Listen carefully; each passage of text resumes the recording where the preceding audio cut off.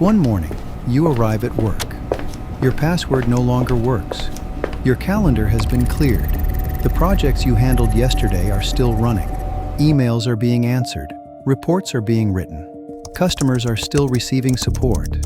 The work continues. Only you are no longer part of it. There was no humanoid robot waiting at your desk. No machine walked into the building and asked for your chair.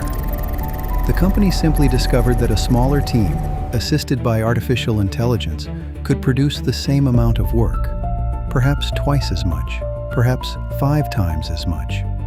Your job title may still exist. The company may still hire people who do what you do. It just may not need as many of them. This is how many jobs could disappear, quietly, one task at a time, one vacancy left unfilled, one department reduced from 20 people to 5. And by the time the change becomes visible, the decision may already have been made. So how do you know whether your job is next? And if it is, what can you do before someone else decides your future for you? The World Economic Forum estimates that structural changes could disrupt 22% of today's jobs by 2030. It projects that 92 million existing jobs could be displaced. At first, that number sounds like the beginning of mass unemployment. There is another number. The same report projects that 170 million new jobs could be created. That would leave a net gain of 78 million jobs. These figures include the effects of artificial intelligence, automation, demographic change, economic pressure, geopolitical shifts, and the transition to cleaner energy. They are forecasts based partly on what major employers expect to happen. They are not a timetable for the future, but they reveal something important. The central danger may not be a world with no work. It may be a world in which the disappearing jobs and the growing jobs require different skills, exist in different places, and are offered to different people. A bookkeeping clerk cannot automatically become a machine learning engineer. A call center worker cannot instantly become a nurse. A graphic designer who loses routine production work cannot pay this month's rent with the promise of a future green energy job. New jobs can exist while millions of individual people are still left behind. The International Labor Organization estimates that roughly 1 in 4 jobs worldwide has some exposure to generative AI. Exposure does not mean automatic elimination. It means that part of the work can potentially be performed, accelerated, or reorganized by AI. Only a much smaller share of global employment falls into the highest exposure category. For most people, the first change may happen inside the job before it happens to the job itself.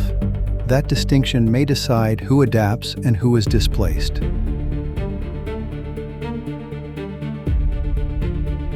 We often speak about an occupation as if it were one indivisible thing. It is not. Every occupation is a bundle of tasks. An administrative assistant schedules meetings, organizes documents, answers routine messages, prepares summaries, speaks with people, solves unexpected problems, and protects confidential information. AI may perform some of those tasks extremely well. It may perform others poorly. It may be legally prohibited from making the final decision. But a company does not need to automate every task to reduce the number of employees. Imagine a department with 10 people. AI handles first drafts, data entry, scheduling, routine questions, and document classification. The remaining employees check the output, manage exceptions, and accept responsibility. The department may still exist. The profession may still appear in employment statistics, but the next 5 vacancies may never be filled. This is why waiting for an occupation to vanish from the world is dangerous. By then, the opportunity may have disappeared years earlier. The earliest warning signs are smaller. Entry-level openings decline. Freelance prices fall. One employee is expected to produce far more. Teams stop replacing people who leave. Job descriptions quietly add phrases such as AI proficiency, automation experience, and ability to work across multiple functions. The name of the job remains, the economic value of its routine tasks begins to collapse.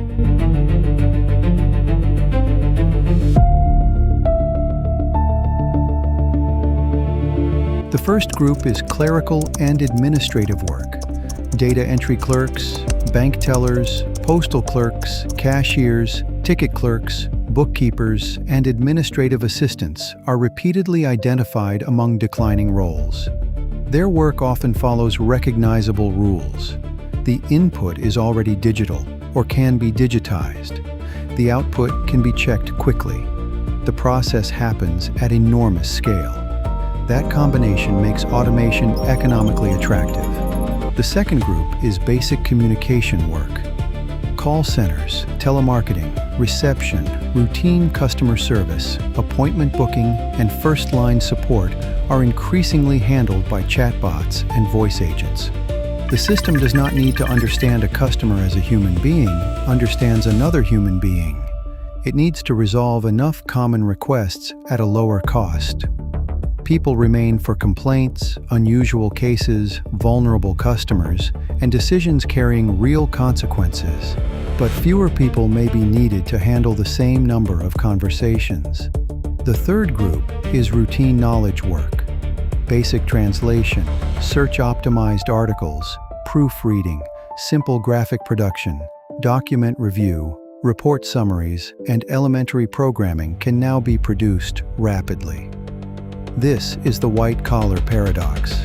For decades, many people assumed that physical labor would be automated first. Yet software can be copied instantly. A physical robot must be manufactured, transported, powered, maintained, insured, and taught to operate safely in the real world. AI entered offices quickly because the office was already inside the computer.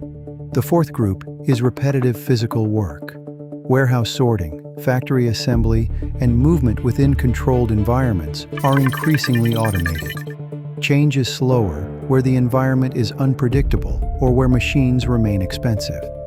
Driving is a useful example. Autonomous vehicles may reduce some driving roles over time, especially inside mines, ports, warehouses, and restricted routes. Yet delivery drivers are also projected to grow strongly through 2030 because demand for delivery is rising. Technology does not move every occupation in one direction. Demand, regulation, cost, geography, and human behavior move with it.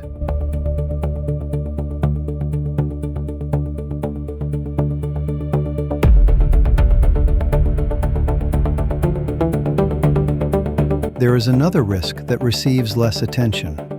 Artificial intelligence is becoming capable of doing the work traditionally assigned to beginners.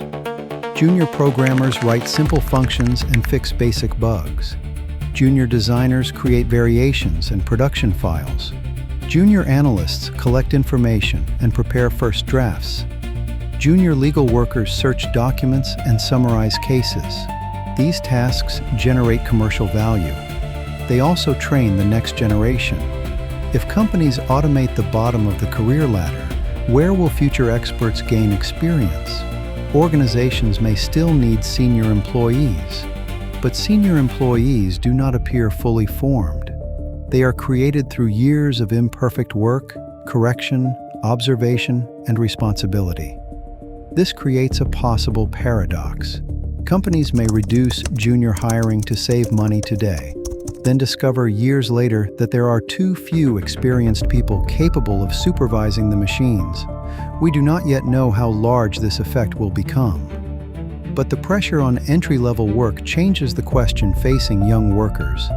Choosing a growing industry may no longer be enough. They must also find a path that allows them to develop judgment while AI performs more of the practice work.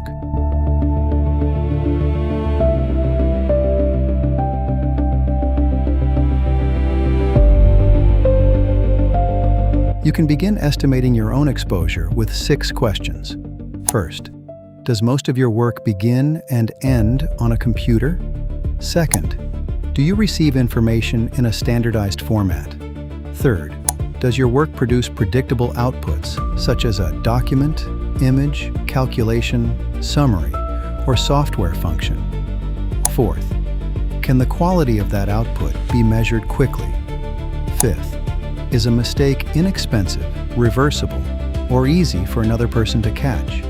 Sixth, are customers paying mainly for the output rather than for your personal trust, legal responsibility, physical presence, or relationship with them? The more often you answer yes, the more likely that a large part of your work can be automated or compressed. This does not tell you when your employer will adopt the technology. It does not account for local laws, labor shortages, company culture, or the cost of changing old systems, but it reveals where the pressure is likely to begin. Now examine the parts of your work that produced a no. Perhaps you manage exceptions that have no clear rule. Perhaps people trust you with sensitive decisions. Perhaps you understand a specific industry better than a general AI system. Perhaps your work takes place in a chaotic physical environment. Perhaps someone must accept responsibility when the answer is wrong. Those are the areas where your value may become stronger.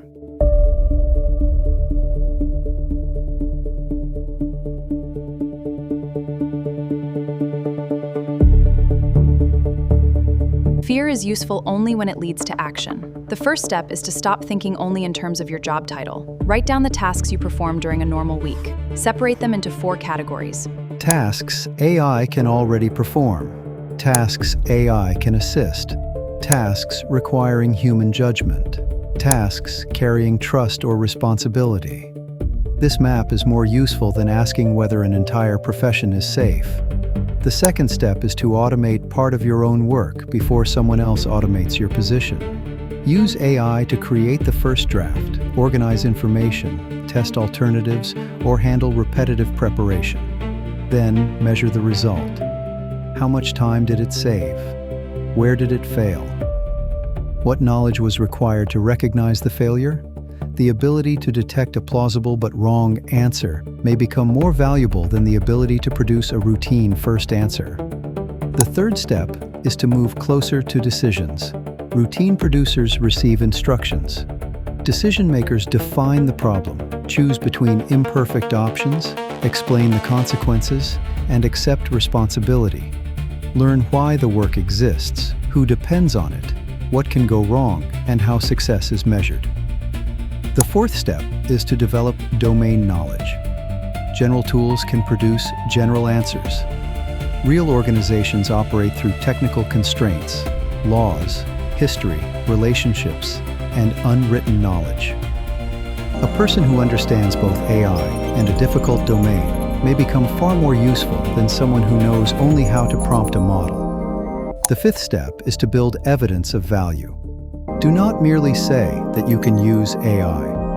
Show that you reduced processing time, improved accuracy, increased sales, discovered a risk, or helped people make a better decision. Tools will change. Evidence that you can create a result will remain understandable. And if your current job appears highly exposed, begin building an adjacent path now. An accountant may move toward financial analysis, compliance, investigation, or client advisory work. A writer may develop subject expertise, original reporting, interviewing, or editorial judgment. A designer may move toward strategy, art direction, systems, client discovery, or brand ownership. A programmer may focus on architecture, security, system integration, product understanding, and verification. A customer service worker may develop expertise in retention, complex cases, training, quality control, or customer operations. The safest move may be a short distance from where you already are. Your existing knowledge still matters. You are adding judgment, responsibility, and control over the tools.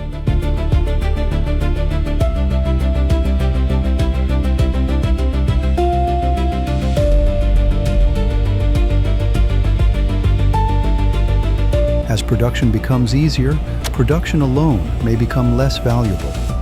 The scarce abilities may be knowing what should be created, recognizing what is true, understanding what people need, and accepting responsibility for the result.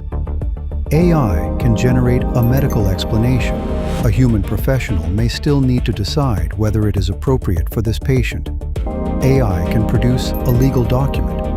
A qualified person may still have to understand the consequences and stand behind it. AI can create an image in seconds. A person still chooses whether that image serves a real purpose, communicates the right meaning, and deserves anyone's attention. The future may reward people who can combine technological ability with analytical thinking, creativity, resilience, leadership, and collaboration. These are among the skills employers already expect to become more important by 2030. Nearly 40% of the skills used in today's jobs are expected to change or become outdated during that period. The uncomfortable truth is that no one can guarantee which tool, company, or occupation will be secure. The useful truth is that we can observe which tasks are losing value and move before the title disappears. Your job may not be taken by a machine. It may be taken by a person who learned how to work with one, or it may be redesigned until the job you once knew no longer exists. The future of work will not arrive on one dramatic morning. It is already entering through small decisions made inside thousands of companies. One automated task, one reduced team, one missing first step on the career ladder. In the next episode, we will enter the group facing the earliest pressure, the millions of people whose work is built from forms, schedules, records, transactions, and routine decisions. How quickly can clerical and administrative work be automated? What happens to the people who depend on it?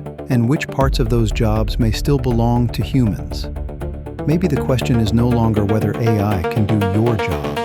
Maybe the question is how much of your job must remain yours for your employer to keep you.